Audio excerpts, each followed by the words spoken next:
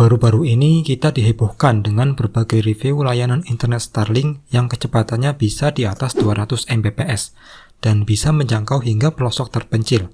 Lalu, apa bedanya Starlink dengan internet yang biasa kita gunakan? Apakah Starlink ini lebih bagus? Mungkinkah Starlink menggantikan layanan internet kita secara global?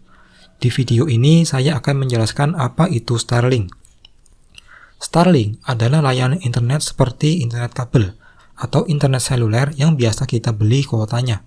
Namun yang berbeda, komunikasi data pada Starlink itu dari pengguna langsung mengarah ke satelit, sehingga bisa digunakan dimanapun.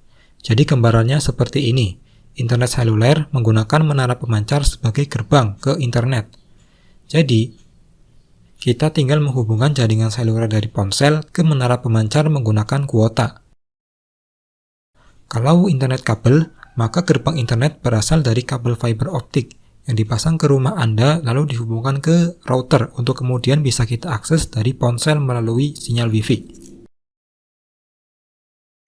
Sementara pada Starlink, gerbang internetnya adalah satelit yang bisa kita akses menggunakan perangkat receiver. Receiver ini kemudian dihubungkan lagi ke router agar bisa kita akses menggunakan Wi-Fi. Jadi Starlink ini hampir sama dengan internet kabel, yang beda cuma gerbang internetnya. Lalu, apakah Starlink lebih bagus dibandingkan dengan layanan internet lainnya? Sebenarnya, kalau kita bicara internet satelit, itu ada plus minusnya. Seperti yang kita tahu, satelit ini letaknya ada di atas atmosfer. Umumnya ada di jarak di atas 1000 km. Jadi, jarak dari satelit sampai ke receiver itu sangatlah jauh. Jarak yang jauh membuat komunikasi data dari receiver ke satelit dan balik lagi ke receiver itu perlu waktu yang lama. Dan ini membuat latency atau pingnya sangat rendah dan kecepatan internetnya juga lemot. Nah, lalu kenapa Starlink ini bisa tembus hingga 200 Mbps? Jawabannya, karena letak satelit Starlink itu cukup rendah, yakni sekitar 500 km. Dengan jarak yang rendah, maka komunikasi data bisa jauh lebih cepat, sehingga kecepatan internetnya juga cepat. Namun, meletakkan satelit di posisi rendah juga ada tantangannya. Semakin dekat jarak satelit ke bumi, maka semakin besar pula efek gravitasinya.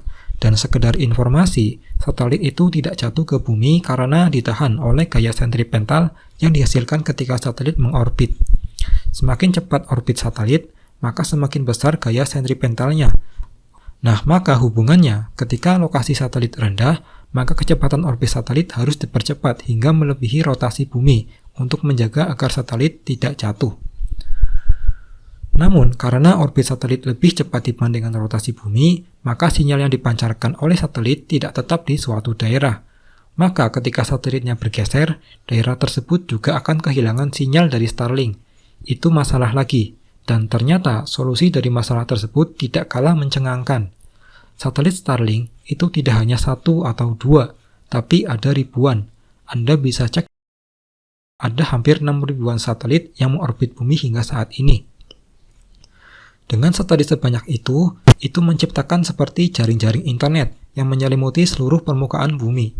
Sehingga setiap daerah pasti akan terpancar oleh sinyal Starlink meski posisi satelitnya berubah-ubah.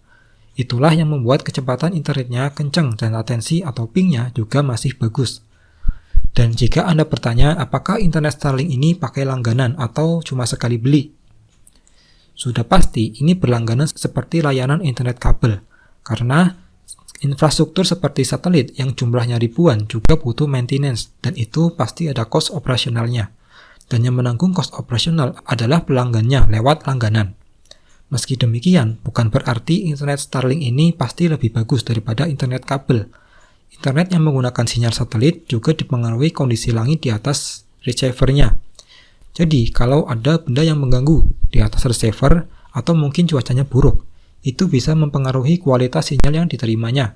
Kecepatan lebih dari 200 Mbps itu dengan catatan kondisi langit bersih tanpa halangan. Kalau ada yang mengganggu sinyalnya, maka kecepatannya bisa jadi lebih rendah. Sementara internet kabel itu lebih tahan cuaca.